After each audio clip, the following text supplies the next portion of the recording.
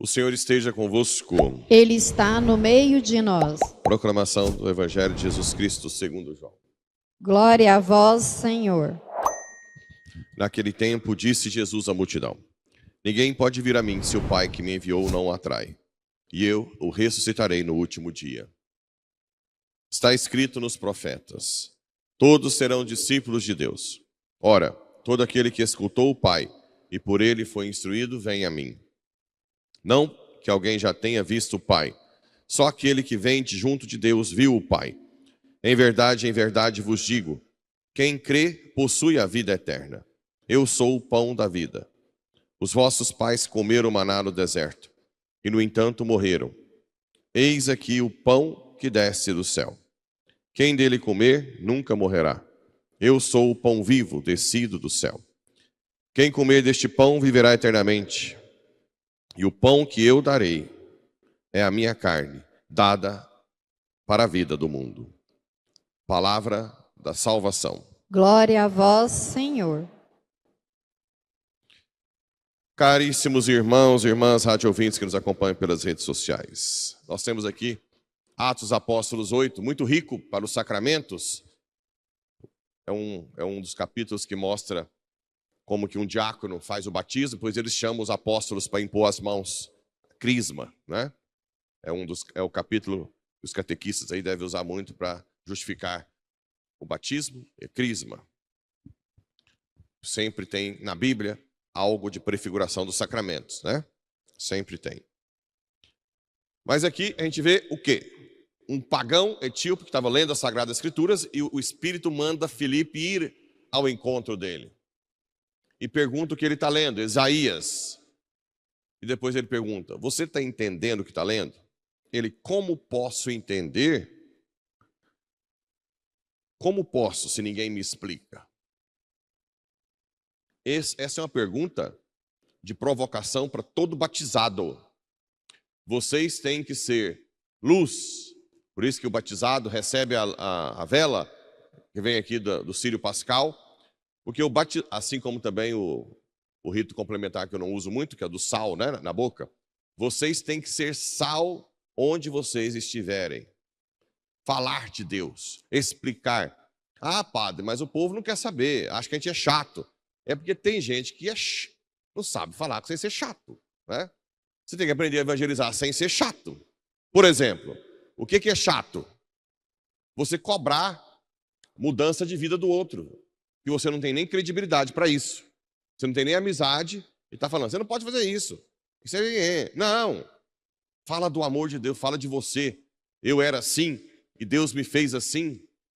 Eu não tinha paciência, hoje eu tenho muito mais. Eu não tinha paz, hoje eu durmo. Eu tinha insônia. Desde o encontro que eu tive com Jesus, as coisas mudaram. Eu tinha muitos vícios. E olha o tanto que Deus me ajudou. Tem gente que acha que não pode ficar sem a questão sexual. Mas eu mudei tanto e não sinto falta disso. E assim por diante. Aí não é chato. Né? Agora, se você chega na sua família, igual tem muitos por aí, que já chega, quando tem uma bebidinha lá, já faz bico. Aí quando tem conversinhas de já também fica brigando. Fica lá de bico, cara feia. Né? Se tem truco, tem canastra também. Sempre acha alguém, vamos acabar com esse trem que o almoço está pronto, né? Aí quem que não acha chato? Não é assim que você chega. Se seu tio, que você não vê há muito tempo, está lá bêbado, vomitado, limpa ele, dá um beijo na testa, fala que saudade, meu tio, né? Como eu queria te ver, estou rezando pelo Senhor. Agora você chega lá, esse bêbado, um tio que você nem vê, como é que a pessoa vai se converter?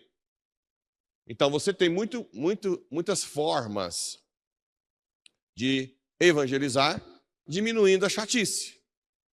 Agora, é claro que também tem os da família que não são da igreja, que são chatos por si só, que te enchem o saco. Para que você está indo na missa todo dia? Aí vem os instrumentos do capeta, disfarçado de cordeiro. Tudo que é demais passa, não é bom. né? Missa dia. Para que todo dia? Comadre, tudo que é demais, excesso não faz bem. Aí você fala assim, peraí, deixa eu arrancar seu chifre aqui. Instrumento de Satanás. Desde quando excesso de Deus é vício? Vício vem de algo que vai contrário a Deus, que te afasta de Deus. Virtude, a virtude em si só tem sentido quando ela te prepara para uma união íntima com Deus, que é o chamado matrimônio espiritual da 7ª morada de Santa Teresa d'Ávila. Todo o caminho, o percurso das 7 moradas é ganhar virtude para ter uma união íntima com Deus. Quanto mais Deus, melhor. Ou seja, quem diz que excesso de igreja faz bem, não vai para o céu. Por quê? O que diz em Apocalipse? Que Deus terá tudo em todos. Nós teremos Deus infinitamente, plenamente, o tempo inteiro. Como essas pessoinhas acham que é excesso, elas vão para o capeta, né? Lá para o inferno. Já que não quer excesso de Deus. É gente que... Não, e vem querendo te ajudar, né? Nossa, eu vou ajudar a comadre a não ficar tão bitolata. Ainda bem que não chega em mim esse povo mais, né? Eu já sou padre, senão não sei nem o que eu responderia, né? Bem, Filipe chegou e explicou as Escrituras. Quando ele explicou com a autoridade do alto, o etíope se converteu.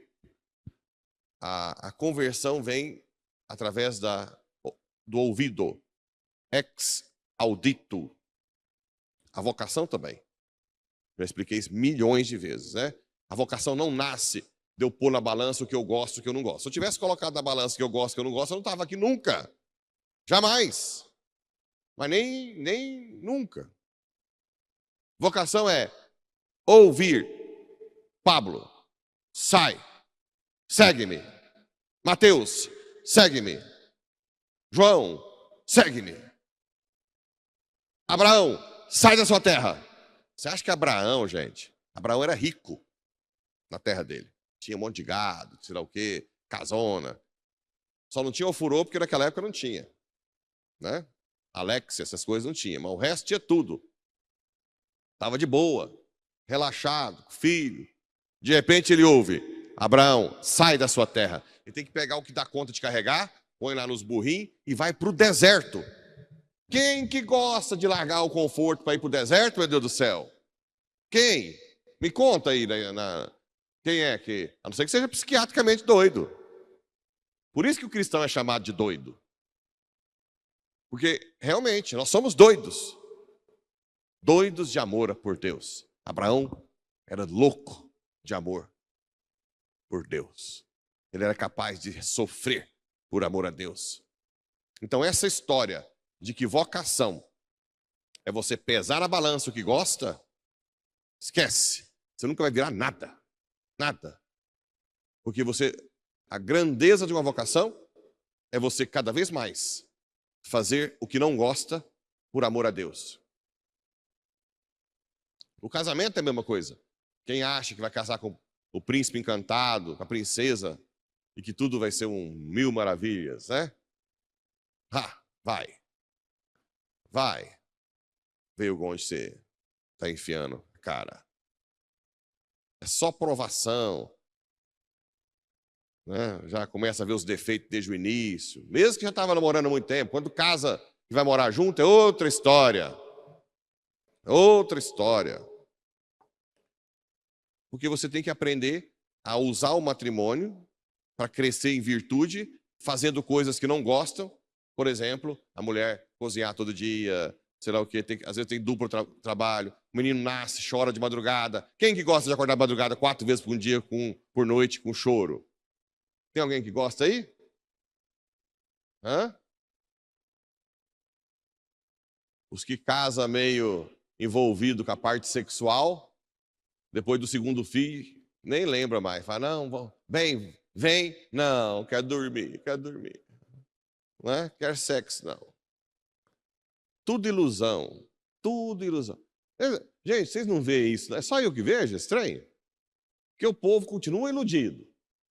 Não quer nem a vocação. Ninguém quer ser freira mais. Quase ninguém. Coisa mais bela do mundo. Matrimônio com Jesus. Uma plenitude. Aí quando fica mais velha, ontem estava lá na missa, lá na roça, tinha uma ou duas falando. Aí se eu soubesse que eu tinha sido freira, Deus me chamou, né? Aí já é tarde demais. Por quê? Porque no início é só ilusão, ilude. Vai ser tudo prazer, sexual. Gente, casar com Jesus é a coisa melhor do mundo. Eu agradeço o celibato todo dia, né? Obrigado pelo celibato. Já acordo? Obrigado pelo celibato. Obrigado pelo celibato, né? É plenitude, é grandeza. Não que o matrimônio... O problema do matrimônio é que 99,9% dos casais não dão primeira atenção a Deus. O matrimônio também deveria ser um caminho de plenitude, mas, né? Você já levanta para ir para a missa, você vai de novo. Leva sua cama para lá, né? Mora lá. Fala para o padre pagar suas contas. Cuidar dos seus filhos. Leva seus filhos para o padre. Né? Aí você já fala, meu Deus do céu. Né? Olha onde eu amarrei meu burro. É assim. Tudo ilusão, tudo vaidade. Você só vive o matrimônio se você viver a cruz no matrimônio, por amor a Deus. E o eunuco pede para ser batizado. Olha que bonito. Né? Pede para ser batizado. Ontem também, na missa lá ontem à noite, uma mulher me disse, padre, eu não sou batizado, eu quero ser batizado, eu quero receber, quero casar na igreja. E uma coisa interessante que ela falou, parecida, ela falou, eu te ouvi numa missa e me deu vontade, né, de casar, de batizar. Falei, vamos batizar rápido. Depois veio outra, que os pais estão juntos há 55 anos, sem batismo, sem matrimônio. Né? Querendo batizar e casar. Tudo só ontem. Por quê? Você tem que falar. Tem que cobrar. Agora, claro que tem um preço, né? Quando você fala a verdade, tem muitos que não querem a verdade. E ao invés de mudar a sua vida, o que eles fazem? Tentam caluniar o padre. Tentam falar do padre. Ao invés de mudar de vida, como eles têm só duas opções, ou eles aceitam que é verdade e mudam de vida, ou eles tentam descredibilizar o padre. Essas bocas de Satanás que te dão por aí, manda vir falar comigo. Não perca tempo quando alguém não quer mudar de vida e quer culpar quem fala. Eu sou só um instrumento, eu não falo coisa minha. Quem fala de mim, da minha pessoa, tem que falar comigo, porque o que eu falo não é meu, é da igreja. Eles têm que responder à igreja. Agora, se tem algo pessoal comigo, venha até mim, não boqueja pela cidade. Venenos. E não é por causa de mim, não, estou nem aí com a minha... Se tem uma coisa que eu não preocupo, é por causa da sua salvação mesmo. É muito perigoso você boquejar calúnias, maledicências, sem saber o que está acontecendo, sem saber o que é a igreja, sem saber o que eu estou falando, sem saber a verdade, sem ler o catecismo, sem ler os documentos da igreja.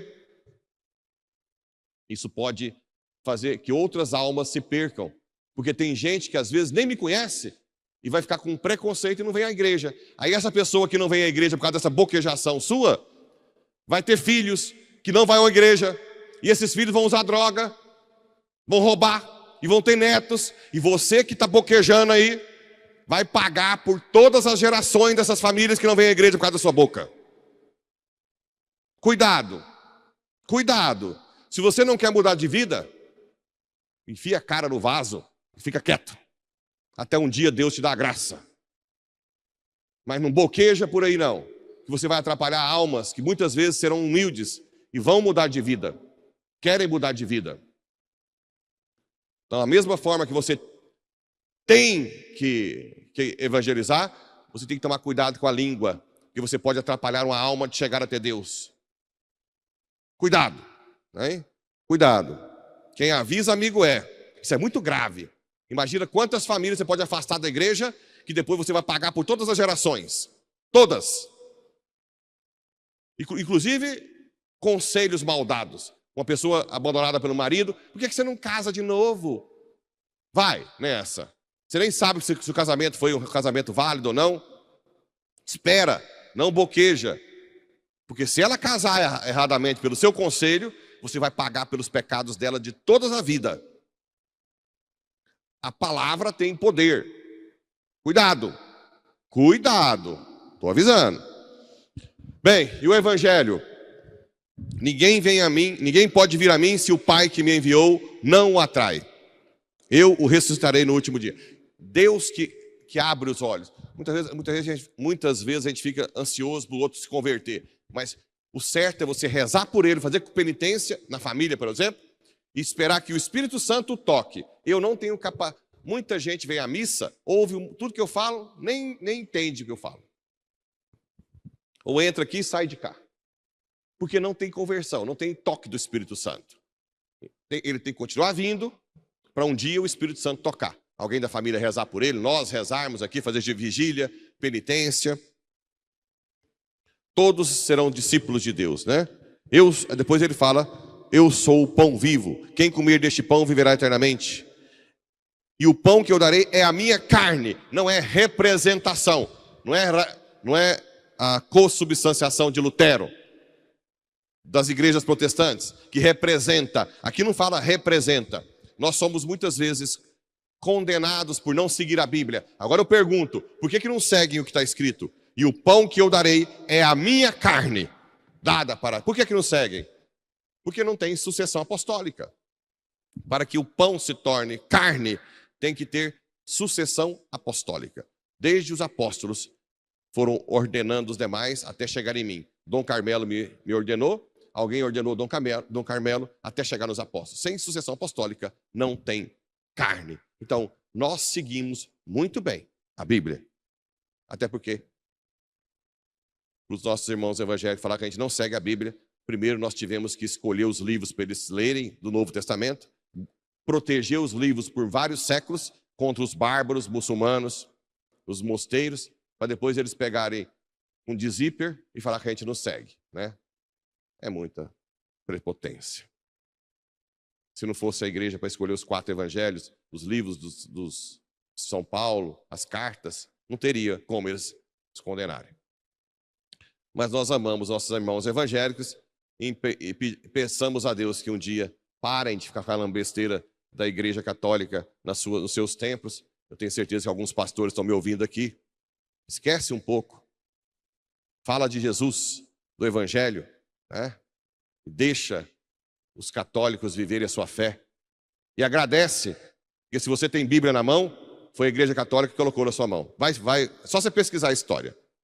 Que Nossa Senhora nos dê a graça da unidade, do amor e de tudo que nós somos de unidade. Da família, entre as igrejas, que nós possamos ter um só Cristo, uma só fé. Assim seja. Amém.